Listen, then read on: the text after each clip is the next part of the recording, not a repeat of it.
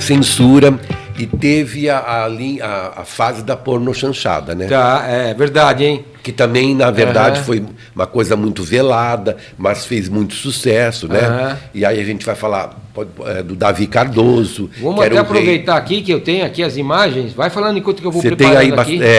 Então nós temos aí, no cinema brasileiro a gente teve, não podemos... Estamos colocando as imagens aqui do Davi Cardoso. Do Davi Cardoso, né?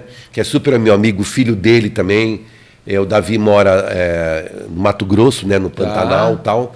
E o filho dele agora está nos Estados Unidos. Tá. O Davi, ele é o precursor, né, da cinema. Pornochanchada. Do cinema nacional. Tudo, isso década de 60, né, Rubinho? Década de 60. Ele tinha uma produtora, né, que na verdade, ele fazia os próprios filmes dele, entendeu? Entendi. E ganhou muito dinheiro e muita gente ele lançou no mercado cinematográfico, entendeu?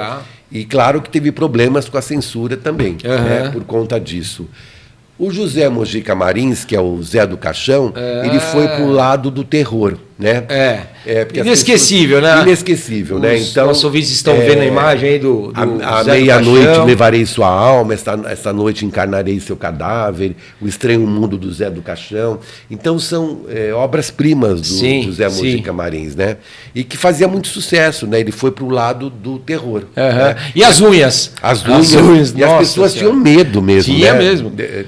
Desse tipo de filme. E até hoje muita gente gosta do filme de terror, né? Mas era um cine trash, né? Trash, era completamente trash. Era sangue que espirrava na tela, tudo, entendeu? Era muito legal, era muito legal. Você sabe, eu te falei, né? Uma curiosidade, o Zé do Caixão, ele morou aqui no Ipiranga. Você falou. Né? Até o final da vida dele. Eu sei que a filha dele, né, ela não sei se tem um museu dele, alguma coisa assim, não tem, Ruvinho? Eu sei que na Cinemateca tem muita obra dele, bastante obra dele. Eu encontrei com ele na Cinemateca uma ocasião. É uma pena, porque você não vê mais filme na televisão, né? Não. Nada.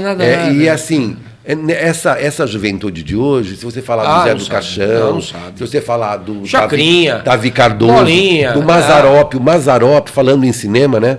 O Mazzaropi, sabe aquele humor... Mazzaropi, temos imagens do Mazzaropi também, viu, Ruvinho? Vamos colocar aqui. Ó, então, o Mazzaropi, sabe aquele humor da roça? Aquele caipira, assim... O jeca, né? O jeca. Aquele caipira nativo, de raça mesmo, né? Esse caipira, ele foi retratado no cinema pelo Mazzaropi. E o Mazzaropi tinha um humor de uma inocência tão grande. O primeiro filme dele, eu vi, foi em 1952. Sai da Frente, Nadando em Dinheiro, Candinho, né?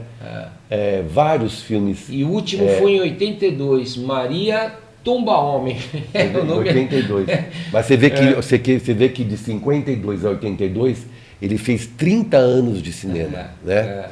E ele também ele filmava na própria fazenda dele, que hoje é um hotel. O Hotel Mazzaropi, né? Se não me engano, parece que é em Taubaté. Taubaté, lá tem a fazenda dele que era a filmagem. Verdade, ele que agora é um hotel chique que tem lá, o Hotel do Mazzaropi, né? E o Mazzaropi, eu confesso, né, que eu pouco assisti os filmes dele, né? Mas ele me lembra muito o Nércio da Capitinga. Né? Porque roça, né? Aquele humor ingênuo, né? Se você pegar, por exemplo, fazendo um paralelo, né, do humor ingênuo, que era aquele humor inocente, assim, que a criança podia assistir e tal. Você vê a Praça da Alegria, não a Praça é Nossa, a Praça da Alegria, nos anos 70, 60, lá da TV Record, o Manuel de Nóbrega, que é o pai do Carlos Alberto. Era um humor inocente, era um humor ingênuo, era, sabe aquela coisa assim, que tinha assim, que não tinha palavrão, que não tinha mulher pelada, que era uma coisa assim... Bem água com açúcar. Então, mas que era o Golias. Você quer melhor do que o Golias? Com o humor ingênuo do Golias? Você entendeu?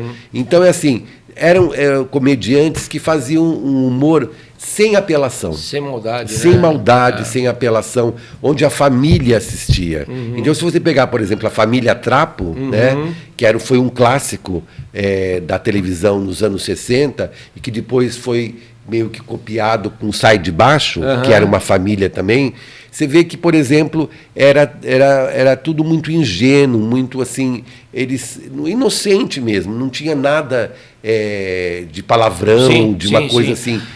Eu acho que são fases, né? Teve são fases, né? São fases. E o que você destacaria como maior diferença entre o cinema de ontem e o de hoje, Ruvim?